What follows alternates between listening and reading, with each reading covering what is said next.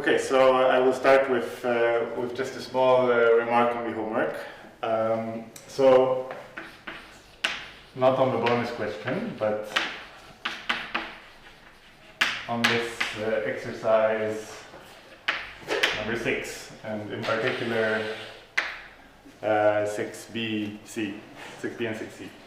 So the thing that, so I mean, okay, I asked this problem, but I realized that I should really tell you. I mean, it takes quite a while in the course to reach the point where you reach the following result. So you may use the following, and I should really tell you this in order to do this, because I know I had some. Okay, so you may use the following theorem. So you know we showed last time that if you have a power series, then it is holomorphic, it is analytic. But I've also said orally many times that actually the opposite is also true. And in what sense? So it's true in the following sense. So if F is analytic or holomorphic on some disk,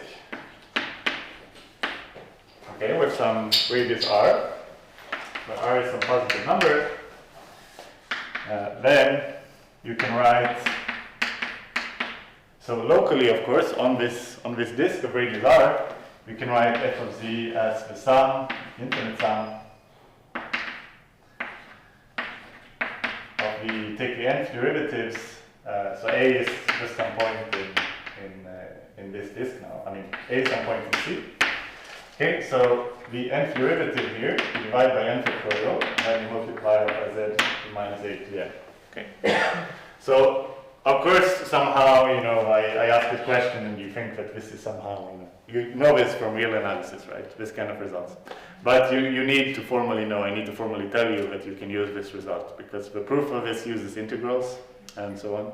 So I cannot give you the proof yet of why such an expansion exists. But so really maybe this question maybe belongs slightly later, like maybe on homework 2 or homework 3, when I have actually proven this result. But okay, you will get maybe more such questions, and for now let's just say use this result and you can practice to, you know, the radius of convergence and the power series, but assuming this kind of thing. So yeah, I hope that is okay. I hope I did not confuse you too much with what to do when you did not know this, or if you thought you cannot assume this. Okay, so otherwise, last time we started talking about multi-valued functions. So of course you remember we did all these things with power series, and it culminated in the result I just talked about, that power series are homomorphic. And otherwise we started by multi-valued functions. Okay, and in particular we talked about complex logarithms. And here you should observe the S, because there are many logarithms. So you remember that, okay, by contrast with real analysis, okay, so the equation y equals e to the power x has a unique solution. Okay, now x and y are real numbers. Okay, so it has a unique solution. X is log of y. But in complex analysis, this is no longer the case. Okay, so here there are infinitely many solutions. So we have infinitely many solutions to the equation e to the z equals w, or yeah, let me write it in this way. So w equals e to the z. There are infinitely many solutions, of course now z, w, complex numbers, to this equation. W is e to the z. Okay, and you remember I told you last time I told you about the exponential, I defined sine and cosine using the exponential, these elementary functions. And then I gave you the sort of standard definition of the logarithm, and I told you that this is something that often confuses people in complex analysis, and I promised to try to do my best to unconfuse you this time and talk about this more properly. So now we're looking at this again. So the first main point is, so in real analysis, you have a unique solution to this equation, so you have just one logarithm. There is no ambiguity. We talk about the logarithm. But in complex analysis, we have infinitely many solutions. And why do we have infinitely many solutions? This is because e to the z is periodic function. Okay? So, and it's periodic with period 2 pi I. Okay? So it's 2 pi I periodic. So the picture, remember, is that if we take such strips here, okay, and you have here z, and you have here z plus 2 pi I, z minus 2 pi I, z minus 4 pi I, and so on. You have all these have the same values. Okay? So this picture I drew last time. So here we have the same values. So it is 2 pi I periodic. So in each such strip, so if you just jump up one strip, then you have all the corresponding values. So it's completely periodic in this direction. And of course, if you move along a straight line where you have the imaginary part fixed, then it behaves as the real exponential, right? So it tends to plus infinity in a way that you're used to in the other direction. So here it is periodic and bounded in this direction, and here it goes off to infinity in this way. So this is how the exponential works, and because it is periodic, of course it has all these different solutions. So if z is a solution, also z plus 2 pi I k is a solution for any integer k. Okay, so now let's see how we use this to define the logarithm. I'll remove this remark. So then we said that, so the solutions are the following, namely z is log of absolute value w plus I times the argument of w. So, okay, this is equal to plus I theta if you want, where w is absolute value w e to the I theta. Okay, and here, this is just the usual real logarithm. So this is a logarithm of real numbers. So the usual one.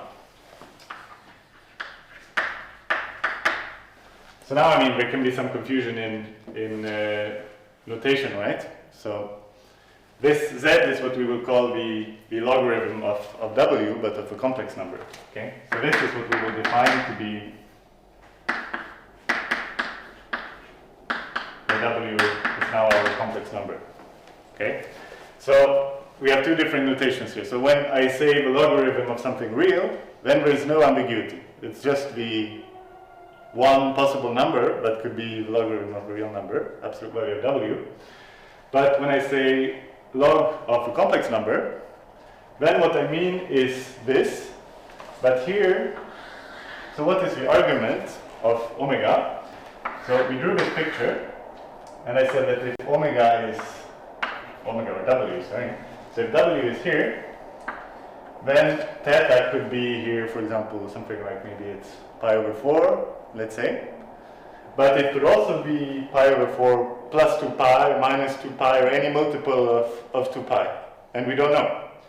So we said that really here there is an ambiguity, okay? And it's modulo 2 pi k for an integer k. So far, you don't yet have to care about whether or not we call this the logarithm, but really you can see that, at least you can accept that this is a solution. I mean, for any choice of argument here, this solves this equation down here. Because, of course, if I take e to the power log like this, plus I theta, it is equal to e to the log absolute value of theta times. So you remember that this rule was true for complex numbers. E to the z plus w is equal to e to the z times e to the w. So not all of these kinds of rules are true in complex analysis, that you know from real analysis, but this one was true, you remember. e to the z plus w, e to the z times e to the w. Okay, so you have this, and if you, and this is of course then equal to e to the log w. This is just the usual real thing, so usual real exponential of a real number. So this is equal to this thing, which by definition was equal to w. And if I take and add plus 2 pi k here, I get exactly the same thing, because e to the 2 pi I k is equal to 1. Okay, so this definitely solves this equation. And so, okay, let's call this equation star. So basically, this is what we're doing in complex analysis. So any solution to star is called the logarithm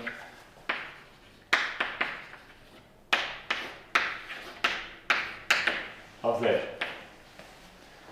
So this is how you should think of it. So we have infinitely many solutions to this equation, and any such solution, we want to call it a logarithm.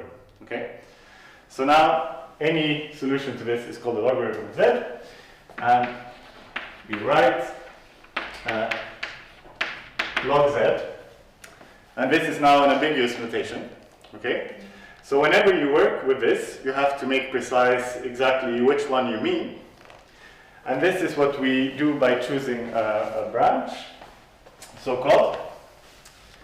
So now it is multi-valued, okay? Or ambiguous. So to make this, so to make it single-valued,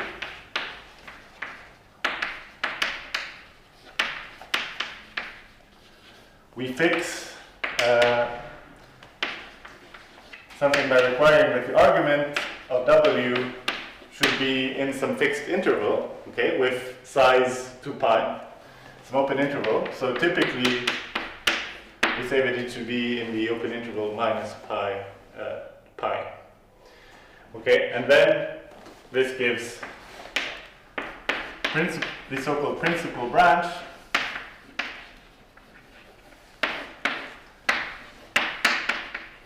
of the logarithm, and we denote this by log with big L. It's a common notation. Okay, so this is log z, which is then defined now by the usual logarithm. Sorry, z, maybe w to keep the same notation. Okay, plus I times, and we usually write here arg with big A. So this is the principal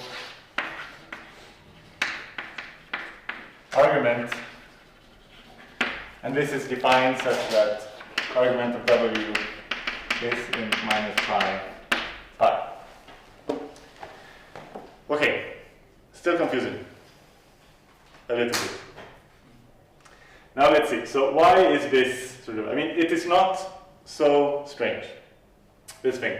So what we're saying now is that the logarithm is not defined on the entire complex plane, but it's defined only where the argument is minus pi. So this means that we have removed the part where the argument is equal to minus pi. Okay? So we have removed this, and then we say that when we are somewhere in this domain, we should call the argument, we should choose the angle which is between minus pi and pi, and we should not call it, for example, 5 pi or something like that, okay? So in this way, we make it single value. So it's now defined on this domain. Of course, this is the standard choice. It's what we call a principal branch of the logarithm.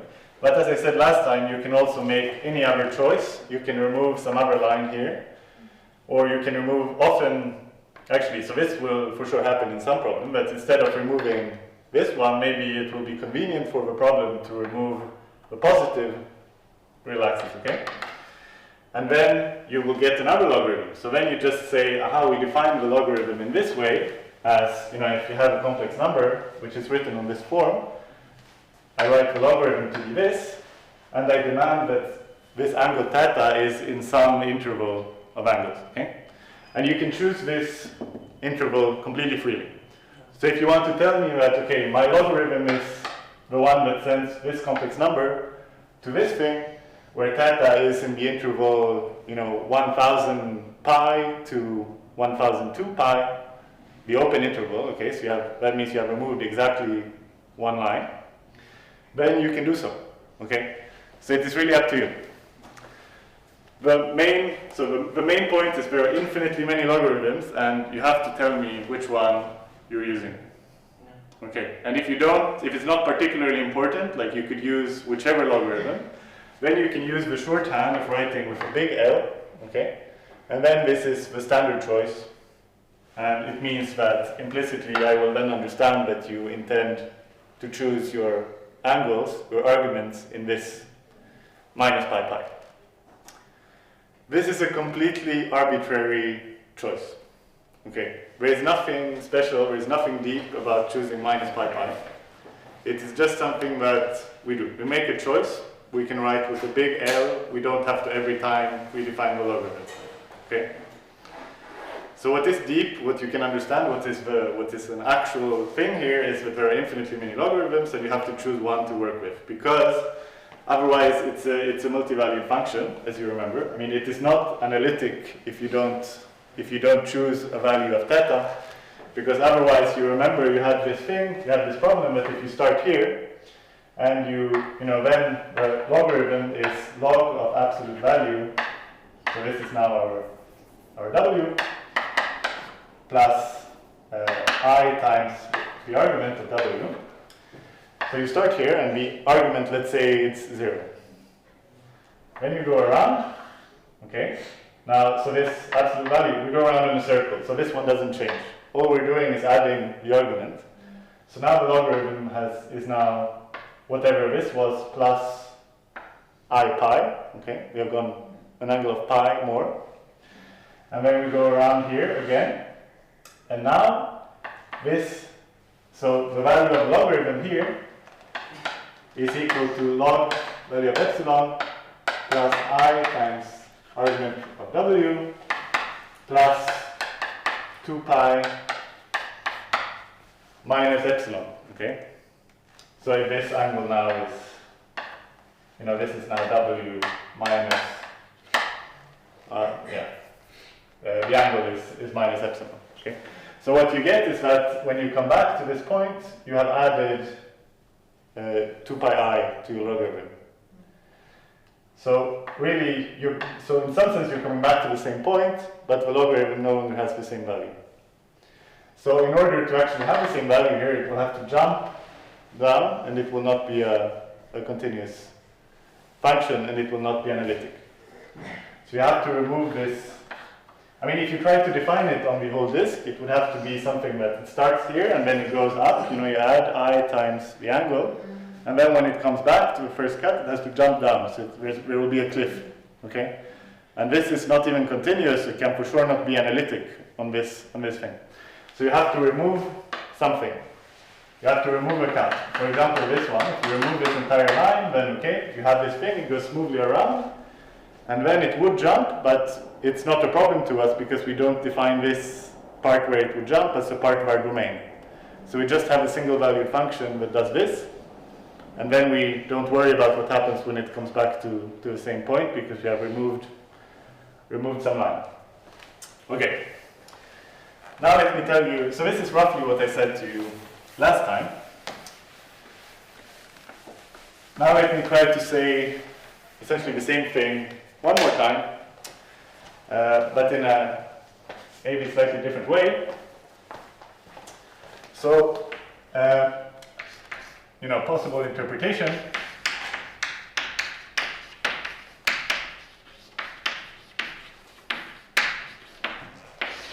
Yeah, so I really don't want to gloss over quickly this point because I feel this is something that every student ever in complex analysis has gone, even after the coursing, is that I still don't really understand this sort of multi-valued thing.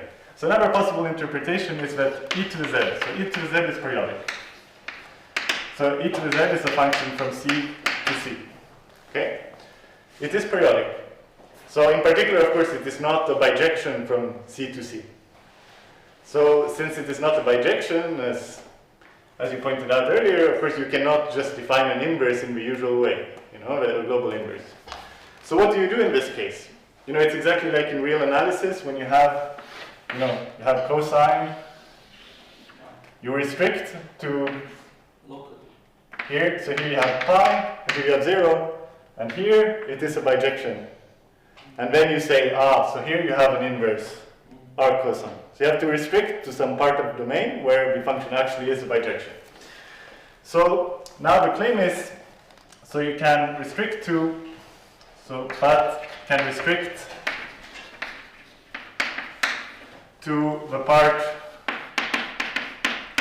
where the imaginary, so to the complex numbers where the imaginary part is in minus pi to pi, okay? For example, so what is this? It is such a script. So here you have pi, here you have minus pi, okay?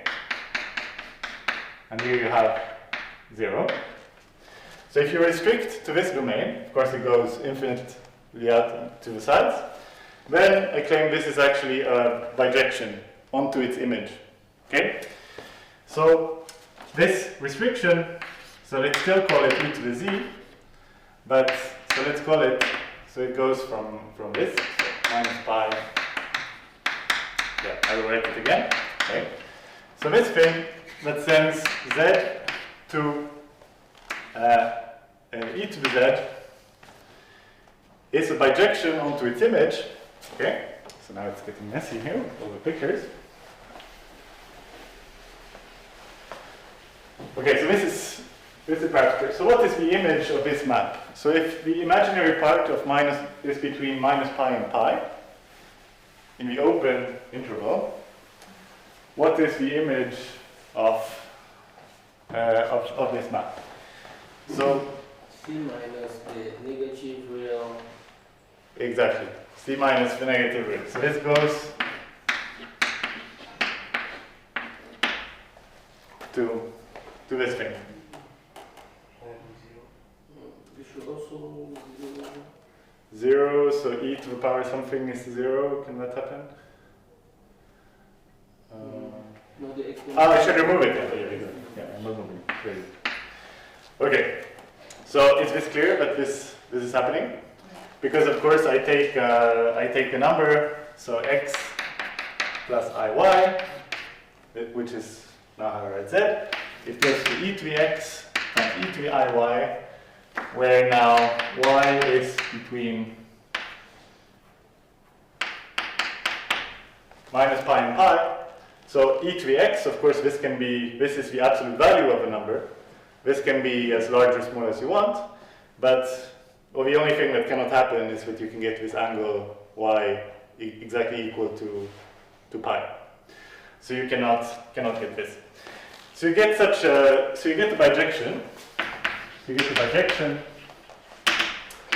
from this set pi minus pi to this set. Okay, where you have removed all this. So you get the bijection from that to that. And then you can say that, okay, since we have a bijection, we can now define the inverse. So we have an inverse in the usual sense now, which is well defined, which is single valued. And this inverse is the function that we define by log. And of course it goes from here to here. So it now goes from this domain here to this domain here. Okay, pi minus pi, which sends z to log z, which is defined precisely in the following way.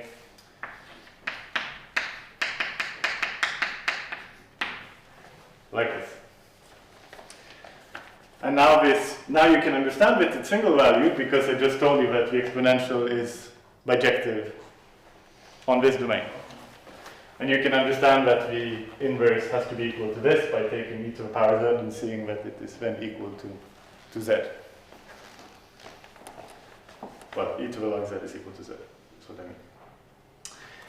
Okay, so this is my attempt to explain to you that there are infinitely many logarithms, but you can restrict the exponential because the exponential is periodic. There are infinitely many logarithms, which are then solutions to the equation w equals e to the z. But if you restrict the exponential to some smaller subdomains, so to each such strip, such strip here, to each such domain, then it's actually a bijection onto its image, which happens to be exactly this. And then you get a single valued logarithm. Now, remark, again, what I said, you can take any branch. So of course, if I restrict the exponential to any such strip, so I can move this strip a little bit, okay?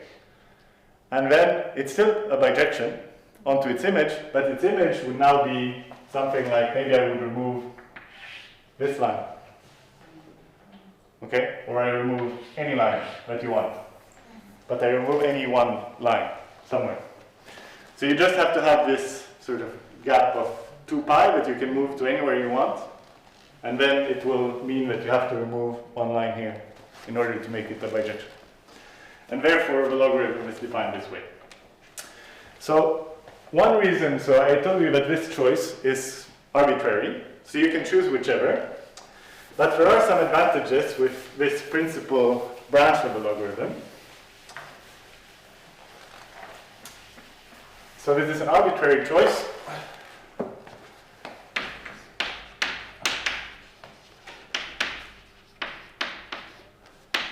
But this choice of log z with a big L here, capital L, has some advantages.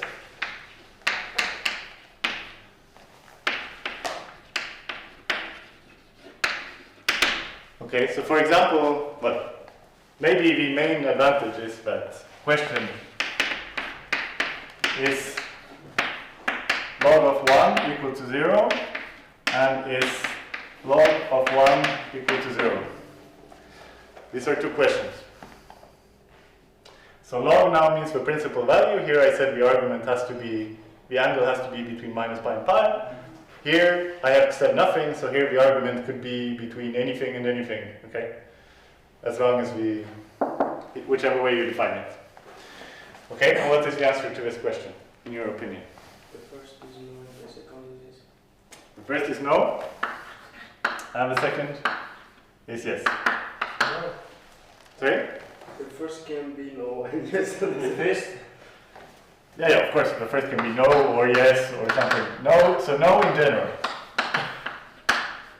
Do you agree with this? Yeah. Yeah. Of course. Yeah, so I guess in mathematics, so if a question was phrased, is log 1 always equal to 0? So the answer is no. This is what the heading. Okay, so it can be equal to 0, it can also not be equal to 0, but here it is always true. Okay, and the reason is, of course, what? It is that log of 1, then it means that 1 here is interpreted with an angle between minus pi and pi. So now this is equal to e to the I times 0.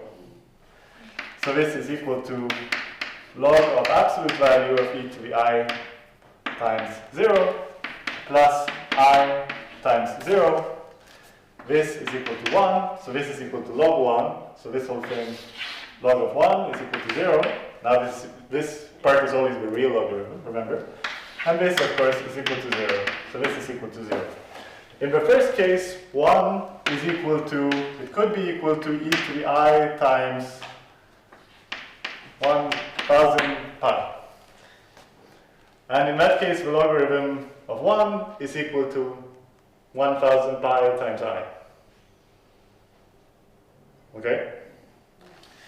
So you agree I am allowed to write 1 in this way? This is one possible way of writing 1.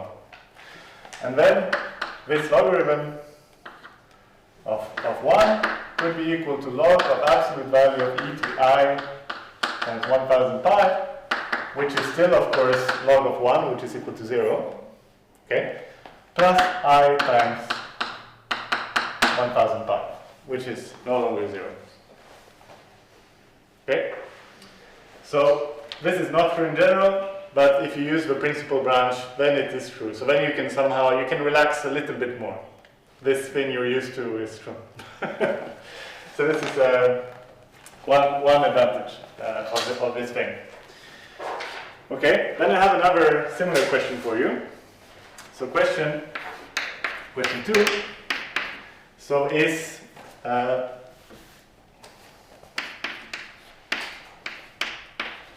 so if you have two complex numbers z and w,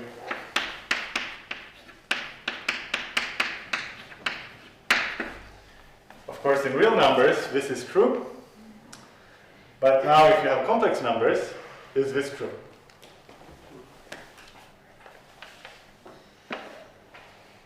No, yes, maybe. No.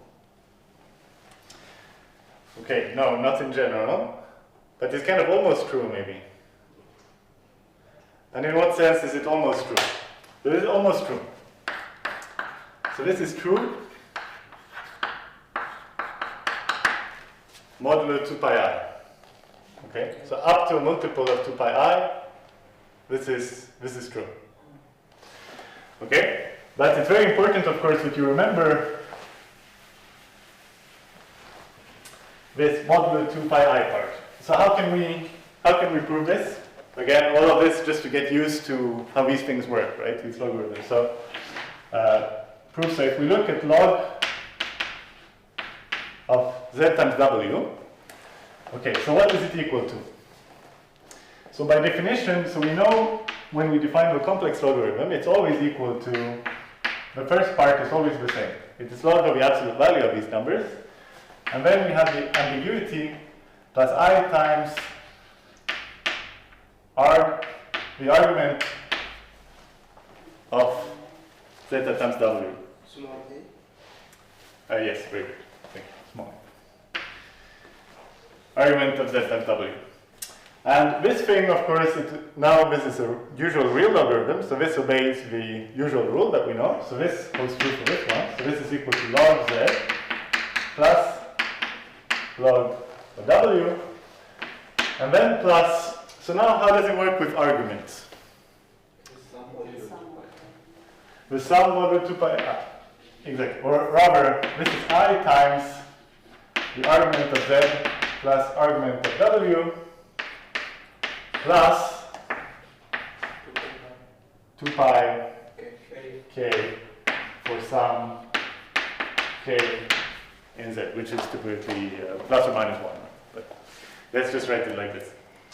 So is this clear why the arguments can go over like this? And so this means that this is equal to, it's equal to log z plus log w plus 2 pi k 2 pi i k, yeah, 2 pi k. Thank you. For some k in z. Maybe this is a different k from the one above, but you see that the only thing that can happen is that it differs with some multiple of 2 pi k. So you understand what is happening. I'm just writing this k as a shorthand. So you can look at this. So these kind of things are true. How can it be a different k? Sorry? How can it be a different k? So I mean, so all that I'm trying to say is that this is not, I've not defined where I choose my arguments here. So just to be sort of not go into the details of in which interval I choose my arguments, I'm just putting k to be lazy. Okay, so then it's up to you to understand what is the k. I'm not saying anything special. I'm just saying we have this up to 2 pi. Okay, so this is the definition of the logarithm. Any questions so far before I go on to state it? Okay, good. So now I talked a lot about the logarithm. So I will talk also about square roots.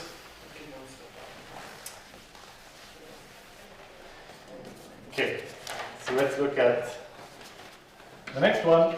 So let's look at complex square roots. And then we'll also look at powers. So these are the basic functions. So complex square roots is a particular case of a power, to the power 1/2. Right? But let's look at it separately since it's so important. So of course now w is the square root of z if and only if w squared is equal to z. So you remember we defined a logarithm, there were infinitely many possible ones, as the solution to w is e to the power z. So now we define the square root of z as a solution to this equation. And how many solutions are there to this equation? So there are two solutions, exactly. So in the case of the logarithm, we had infinitely many possible values. And this is what, if you know about this parking garage picture, you know, it had infinitely many stories. It went to infinity and it went down to infinity. Here, it will actually, it has only two possible values. So it will mean that if we start somewhere in the complex plane, we go around once, we come to a different value when we come back to the same point. But then if we go back one more time, in the case of a logarithm, we would just keep adding 2 pi I, right? So we would never get back to the same value. But in the case of the square root, when we go once, we come to a different value. Twice, we come back to the same value that we had before. So this is a very different picture. You have only two floors on this parking garage. And when you try to go to the third one, you actually go back to the first one. So you have to imagine it glues back down. Okay, so the possible solutions. So what are the solutions?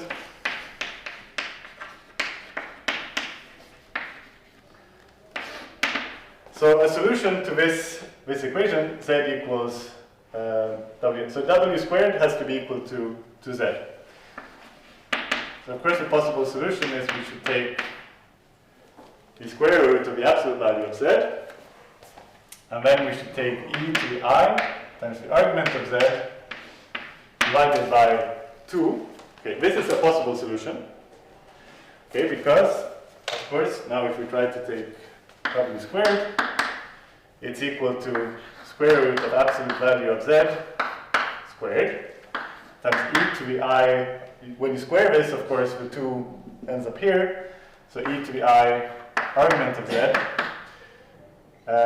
which is equal to, so the square root of this exactly is equal to absolute value of z, e to the I argument of z, which is equal to z by definition.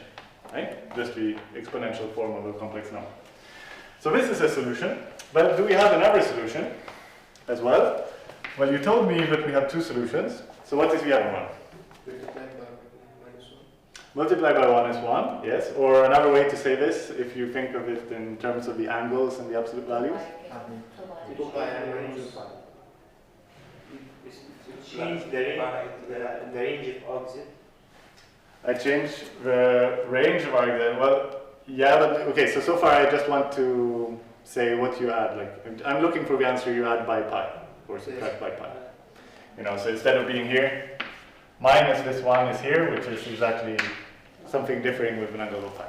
Then we will look at the range of arc z. So of course, the other possible is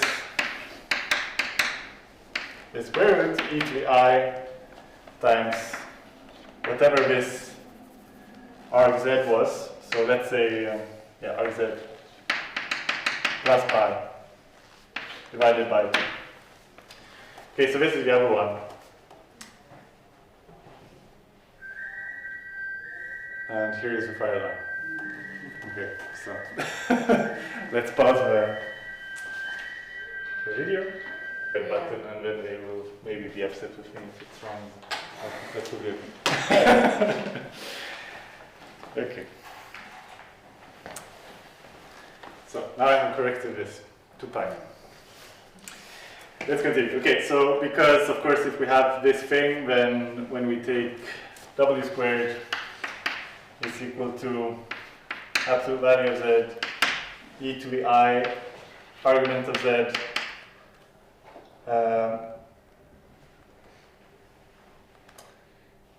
plus 2 pi.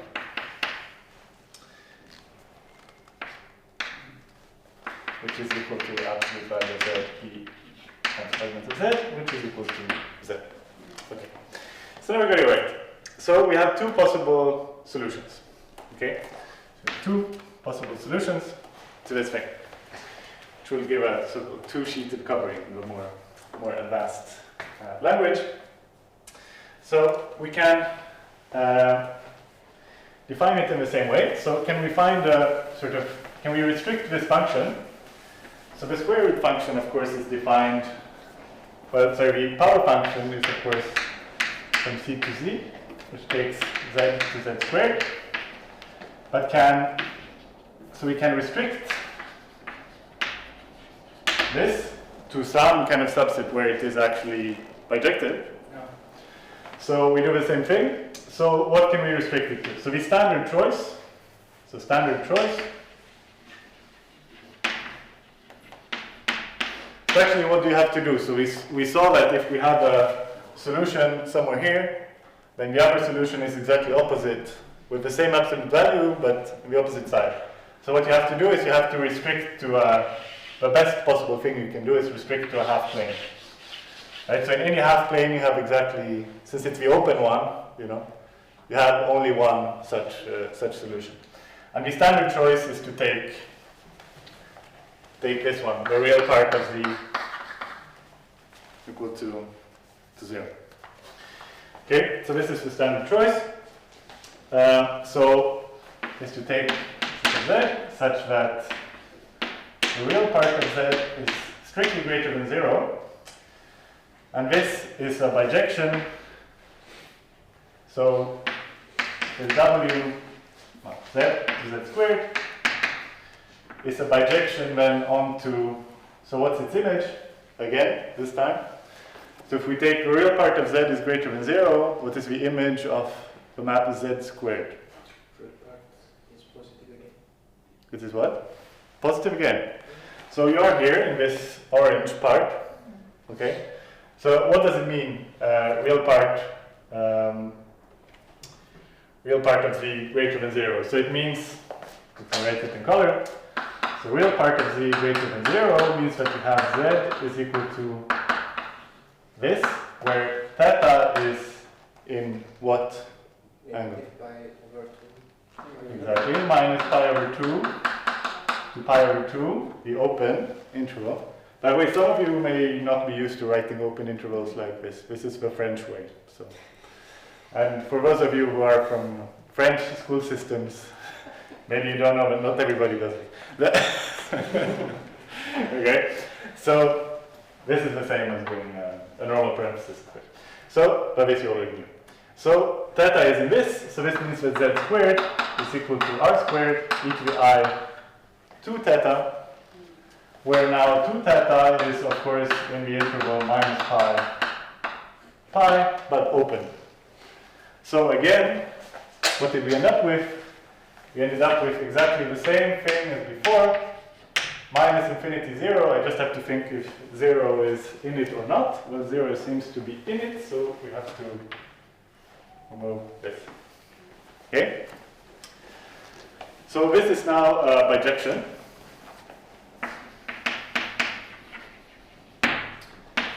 So it has a single valued inverse, which we will call the principal value of the square root. So it is, which now goes from this into, so this is 0 here again, okay? So a real part of z greater than 0, which sends z into the square root of z. So this is our notation for the following thing. The square root of the absolute value of z, e to the I argument of z, where argument of z is divided by 2. So where argument of z is between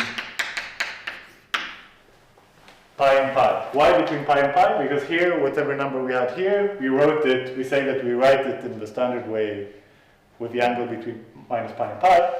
So actually what I'm saying here, using our notation from before, is that it's the argument, the principal choice of the argument. So we know that the argument is between minus pi and pi. So the square root is something that goes from the principal branch of the square root. So this is the principal branch of the square root. So the principal branch of the square root is what goes from c minus the negative real axis into the, not the positive number. Like we're used to square root being positive, but now what we get is that the real part of the number is positive. So it's something similar, but of course it doesn't mean the number is positive. You have even seen in the homework in the first lecture that the complex numbers cannot even be ordered, so it doesn't make sense to say that the complex number is positive, except if it's a real number. Okay? So this is the choice, this is the principal value of the square root, and again, you can make many other choices here to define a bijective thing and get other square roots. Okay, so whichever square root you choose, you have two possible values that this square root can take. But you have infinitely many choices of such bijections that you can establish. So still you can take this branch cut in infinitely many possible angles, right? And in fact, you can even take something which is not the straight line. This is outside the scope of the course. Okay? So we have this, and then we have, so the final part is powers. Okay? So powers are of course very similar. So z to the power b, where now b is a complex number, and z is of course also a complex number. So z to the power b, how do you define this? So if you remember from real analysis, it was very useful to consider this using this rule. So it's e to the power b times log z. And then we already have discussed in length log z. So now this is sort of clear. Okay? So let me just remark. I mean, you can do all of the same things. So remark that if b is equal to r over n is a rational number, where the greatest common divisor is 1. Okay, this is greatest common divisor. Then e to the 2 pi I r over n repeats mod n. Okay, so the only different values. So you know the square root, it had two possible values. So here we have n possible values. So the only possible values are for r equals 0, 1, 2 to n minus 1. And what are the values? Well, they are exactly the sort of, if I draw a picture for n equals 5, so 1, 2, 3, 4, 5. So I'll try to draw this thing. So this is for n equals 5. So we are in fact the roots of unity, okay, of this thing. So they are in general, they are the nth roots of unity, and this is a picture for n equals 5. Nth roots of unity. Okay, so you can try to do exactly the same thing to define these powers using bijections. So for example, if I wanted to define, let's say, so let's just do this. So let's say I want to define z to the power 1/5. What do I do? So then I restrict, so I say that this function is bijective as a function from what domain to what domain. So the set of z equals r to the e theta, let's write it this way, such that, what do I want such that this one is bijective? So if I take, okay, let's go on. So if I take some number here, okay, well, maybe I'll let you think. So what do you think is the sort of natural domain where it's bijective, to restrict to have a bijective function? From -5/5 to 5/5. Exactly. So this is a good candidate. So this is the standard choice. So again, there are many other choices, but this is the standard choice. So here the angle is pi/5, okay, minus pi/5. So if you are in this, such that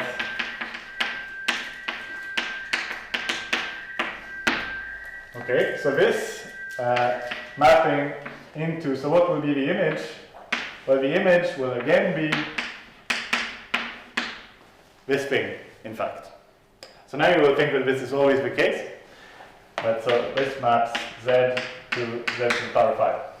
Okay, so you see that if you are inside here, then it will, if you take this number, then you multiply the angle by 5, you see? And all you can get is, so multiplying the angle by 5, you get here that 2, 3, 4, and you can get almost up to this negative branch, but not quite. And the same with the minus, you can get almost all the way here, but not quite. And then you have an inverse, which is then single valued. Okay, which is then defined from, again, this set into now this kind of set, okay, which sends z to the power 1/5, which is defined how, in your opinion? Can someone help me? Over 5, because our function is 1/5. So this was z to the power z5 because I want to define z to the power 1/5, which is the inverse of this. So I wanted to see when is this bijective. So it has an inverse, and if we do it in the same way as the square root, how should we do it?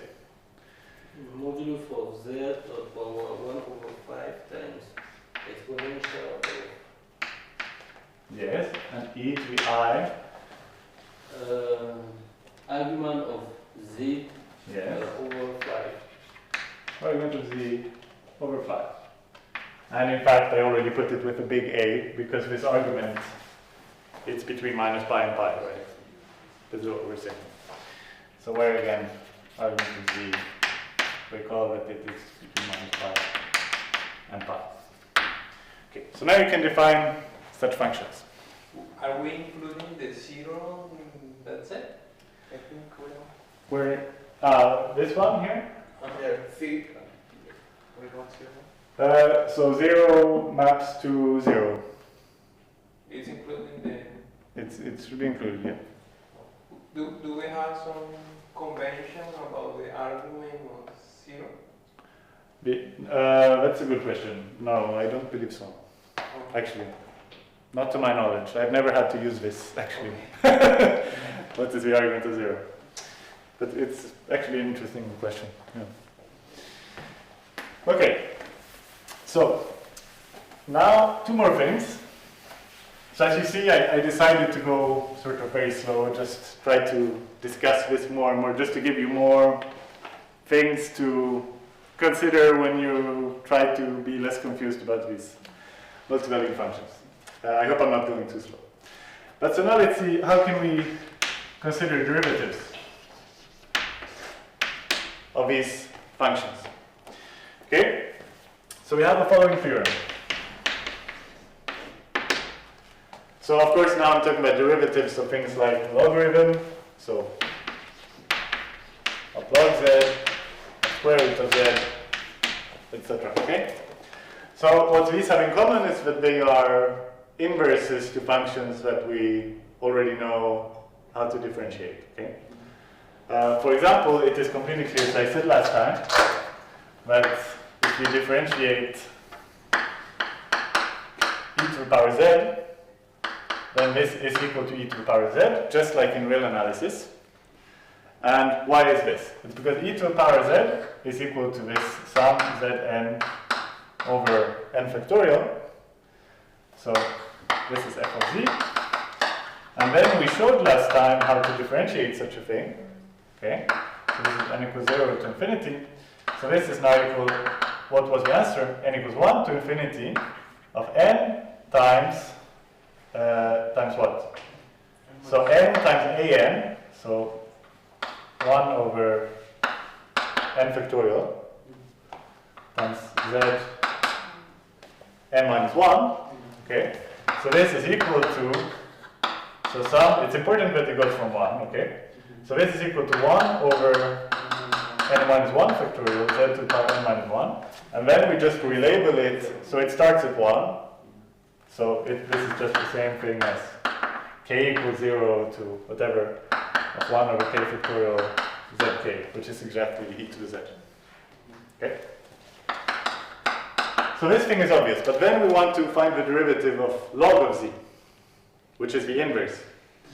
And then we can do it directly, in fact, which is an interesting exercise, by writing log z in terms of, if you write z as x plus iy, how can you express log z in terms of x and y? And then you can do this using these arc tangent of x over y, or such things, and use that you can differentiate the real function. But there is, in general, a theorem which is very useful. So let me erase this. So this theorem, it says the following. So consider f from, well, so let u be in C be open sets, and we have f from u to v and g from v to u holomorphic. Well, okay, such that, sorry, we have the following assumptions. So g of f of z is equal to z. So wherever, everywhere where it is defined, okay. Then you have g analytic, and g prime of z is not 0 on v. Finally, you have, and you have that f is continuous on u.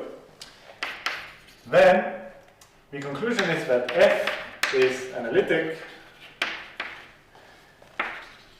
and f prime, and you can compute the derivative, because analytic means you're holomorphic, means you're differentiable in a complex sense, and you can compute the derivative in the sense that you would expect from real analysis. It's g prime of f of z, so 1 over g prime of f of z. Okay, and remark, so I've said this before, but also remark or exercise, check that f plus g prime, f g prime, and f over g prime are given as in real analysis. Okay? So all the theorems about this are exactly as in real analysis. So the formula, the product rule, this derivative rule, of course, g of z should not be 0, such things. Then you have exactly the same formulas, and you have a chain rule. So I don't want to write it. You have this definition of differentiability where you divide by h exactly, it looks exactly like in real analysis, right? Exactly like in real numbers. And when you prove that the sum of differentiable functions are differentiable, then the proof is exactly the same, and you get the formula that it's the sum of the derivatives. Exactly the same proof. So all of this is trivial, right?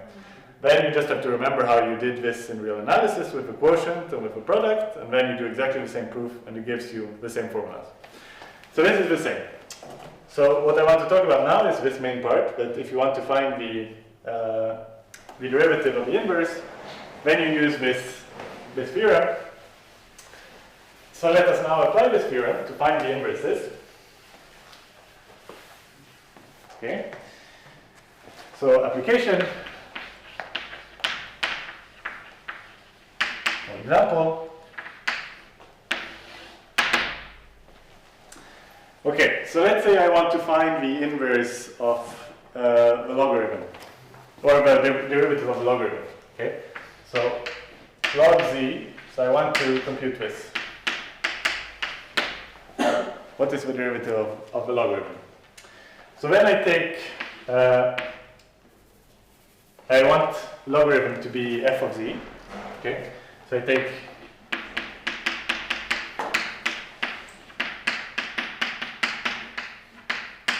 okay, so I do this.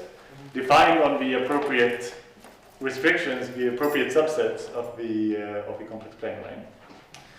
Okay, and then I know that g prime of z is equal to e to the z.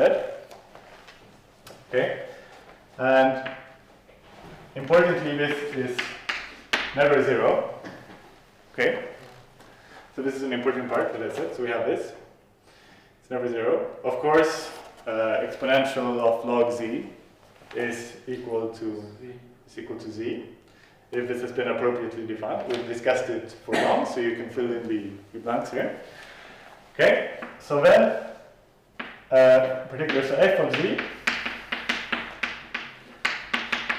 is analytic, and this is on this thing here. Okay. No. Yeah, I always does. So on this, and f prime of z is equal to 1 over e to the log z, which is equal to 1 over z. Okay, so exactly as you know from real analysis, the derivative of logarithm of x is 1 over x. So the derivative of log of z is 1 over z. So exercise, show it directly. Okay, so you can show it directly. But I will give a sort of hint on the framework, exactly how you could do this on the next exercise sheet. No problem. Okay. So second application. Sorry, now I am erasing this. I hope you will remember. So example 2. So we take g of z equal to z squared. F of z is square root of z. Then g prime of z is 2z, which is not 0, on this v, which is where g was defined. Okay. So if it is non-zero, so we need to require that z is not 0. Okay. So whenever this is not 0, so this is right. So then f of z, square root of z, is analytic, and f prime of z is equal to 1 over 2 times f of z, so 2 times square root of z. Exactly the way we are used to. Then you can also use the chain rule. So let's say we want to differentiate z to the power b. There we said this is just e to the b log z. Okay. So if I want to take dz of this, it's equal to dz of this, which is equal to what? Sorry? D of this, D log z, then D log z. Yeah, so you use the chain rule, so it is equal to e to the b log z, and then times the interior, so the derivative of this, times b log z prime, which is equal to e times b log z, times b over z, right? B is just a constant. B over z, which is equal to z to the b times b over z, which is equal to b z b minus 1, exactly like you would expect. So this is another way to do it. So really differentiation is quite harmless when it comes to holomorphic functions, right? It behaves pretty much like you're used to. In that sense, it is harmless. Okay? So, now, in the time that is left, I will try to do define one more function, a multivalued function, which compared to the other ones is a monster. Okay, much better. Because really, if you go read books, they will tell you about the powers, the square roots, and the logarithm. Okay? And then they will kind of ignore all these, and it's maybe a little bit tricky to get used to the idea that we are multi-valued. You have to restrict to certain domains of a plane so that they are single-valued analytic functions, because otherwise we would have to jump, and they cannot be holomorphic, they cannot be analytic if we jump. So you have to get used to this, but then nobody ever tells you what to do if you have a more complicated function. So now, in the last part, let's define arc cosine of W. Okay? Or of Z. Okay. So Z is, W is arc cosine of Z. So of course arc cosine is the inverse of cosine. So if and only if Z equals cosine W. This is the definition. Okay? So we want solutions to this. And cosine W is what? So remember, it is 1/2 times e to the iw plus e to the minus iw. Okay, so now what do we do? So we call this thing here something, so we introduce some more notation. Let's call this u. So e to the iw is u. Okay? So this means that we get the equation, so try to solve. Z is equal to 1/2 u plus 1 over u. Okay? And then this is the same thing as, so the 2z goes here, u, so 2z u is equal to u squared plus 1, which means u squared minus 2zu plus 1 equals 0. Okay? And then you have the usual formula, so these quadratic formulas that so nobody solves these equations maybe using this formula, but still if you have, let me still say it. So if you have this thing, then the usual formula holds. So Z is equal to minus b plus minus square root of b squared minus 4ac over 2a. I used to know this by heart in high school. I don't really anymore, but I think it's correct. Okay, so this is still true. This is my point. So a is not 0, and this is still true.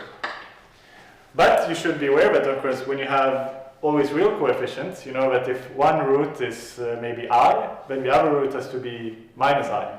It has to be the complex conjugate. This is no longer true. Okay? So beware. For example, so I wrote down some example somewhere. Where did I write down this example? Okay, z squared minus 2iz minus 1 is equal to 0. Now let's find the solutions here. So z is equal to, okay, minus 2 over 2, so it is equal to I. Okay, so it is I plus minus square root of minus 2i squared minus Plus 1, plus 4, plus 4. plus 4. And minus 2i squared minus 4. Okay, so this whole thing is 0, so it is equal to I. So it has two solutions, but both of them are I. Okay? Sorry? It has only one, how it can has two solutions, both of them are I. So this is algebraic geometry. So in algebraic geometry, you want to have this theorem. That's algebraic geometry is the study of solutions of polynomial equations. Okay, and you want to have the following theorem. Fundamental theorem of algebra is that you have at least one solution over the complex numbers, for example. But the theorem you want in algebraic geometry is that you have exactly, if you have a polynomial of degree n, then you have exactly n zeros. Okay? But this, for example, you could take z to the power n equals 0. Then the only solution is 0. Yes. So in order for this theorem to be true, we introduced this notion of multiplicity of the solution. So really what you do is that this equation here, this is z minus I times z minus I equals 0. So I have to write this twice.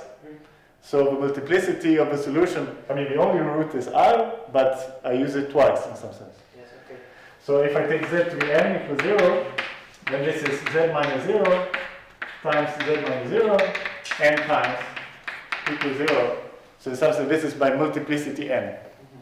Okay. Okay. So this is what's but we can say that if this equation has two different zeros, Mhm. then they must be conjugates, right?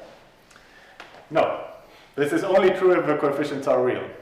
Because, I mean, in general, because the reason for the fact that they have to be conjugates is that they have to somehow cancel out so that the coefficients of the polynomial can be real. This is why, because z times z bar is the absolute value, is something real. But you can try, you can write down with complex coefficients and you can get all sorts of roots. Okay. Okay, so this is true. So let me write down now what we get. So the solution to this equation, what is it? So we get z is equal to, in terms of u. Sorry, u is equal to, in terms of z, is equal to z plus minus square root of z squared minus 1. Okay. Over 2? No, that 2 is. Oh, okay. I have. Okay. And this implies that, so now we will remember that u was equal to e to the iw. Okay. So this means that w is equal to 1 over I. So iw would be equal to log of u. Okay. So 1 over I log of u, which is equal to 1 over I. Let me erase this. So 1 over I times log of z plus minus square root of z squared minus 1. Okay. So this is our solution. And now what does this mean? So now we get some practice in defining such a function. For example, square root of z squared minus 1. And then the fact that you add with z, it makes it much more complicated actually. So this is kind of almost too complicated, but I want to even show it to you anyway. So this means that this is equal to, now, okay, so how do we define this thing? So the logarithm, so we now get the chance to practice it. So this is the logarithm of absolute value of z plus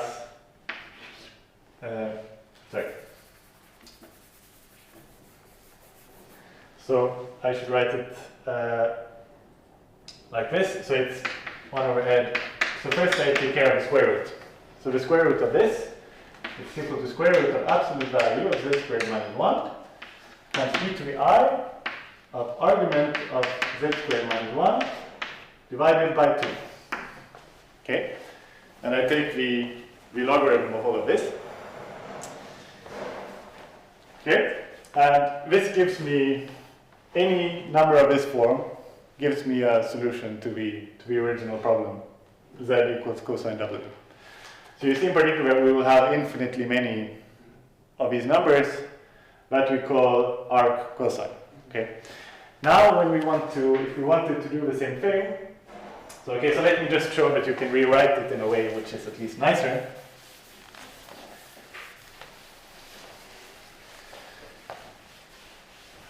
we can rewrite this is equal to, so using the fact that, so e to the I pi over 2 is equal to I, okay? So using this fact, we see that this is equal to 1 over I log of z plus I square root of 1 minus, so of course absolute value of 1 minus z squared is equal to absolute value of z squared minus 1. Is it? Am I telling some nonsense? Oh, I got confused. Okay, anyway, let me write this down. E to the I argument of 1 minus z squared over 2. So I'm claiming that this is the same thing, because this thing here is supposed to be the same thing as here.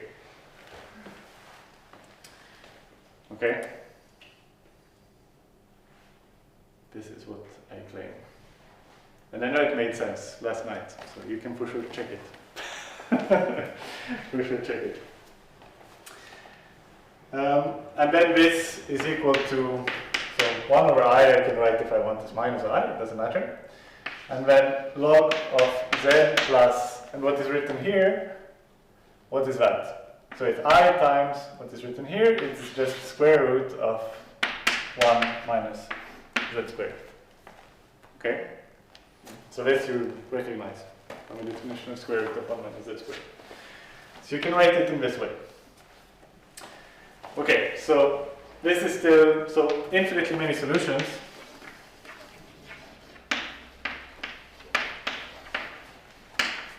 To the equation z equals cosine w. Okay? And all the solutions are w equal to this. But in order to make it, to see where exactly it is single valued, is kind of complicated. Okay? So, a question, which is kind of messy, where is it single valued? Okay? So, what I want to do is, I mean, you can do several things to try to understand this. You can try to say, for example, what happens if z is a real number, okay? And the absolute value of x is less than 1, then you can show the usual thing that you can see that the arc cosine of x is between 0 and pi, for example.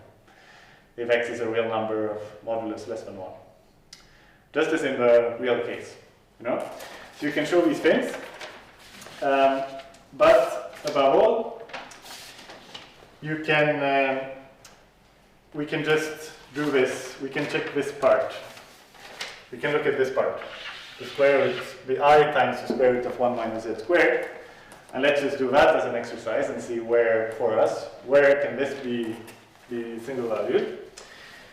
Okay. So we begin by this.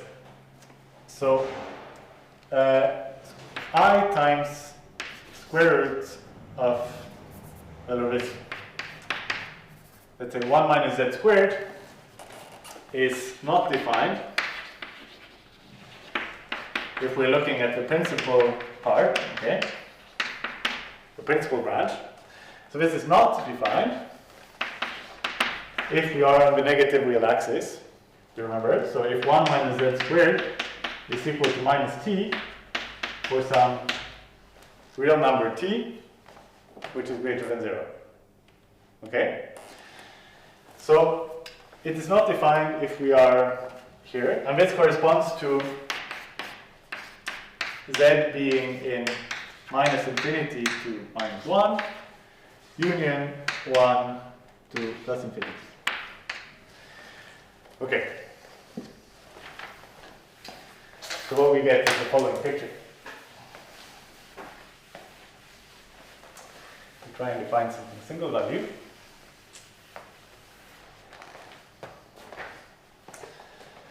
So what we get is we start here.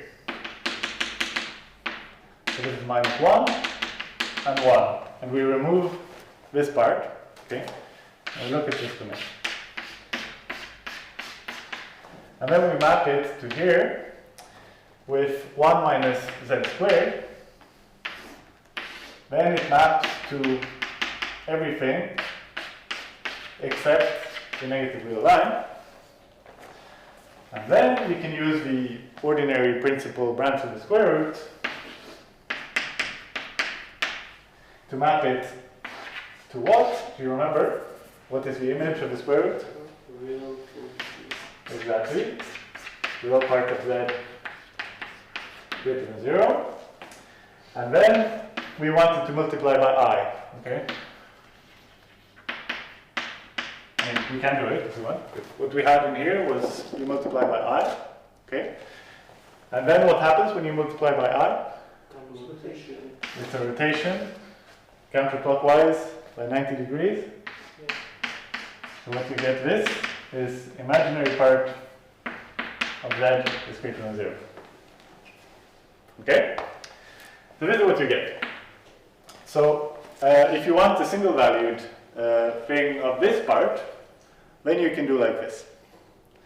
But then when you're going to, so in order to use the principal part of the log, you would want this z plus this thing to not end up on the negative real axis.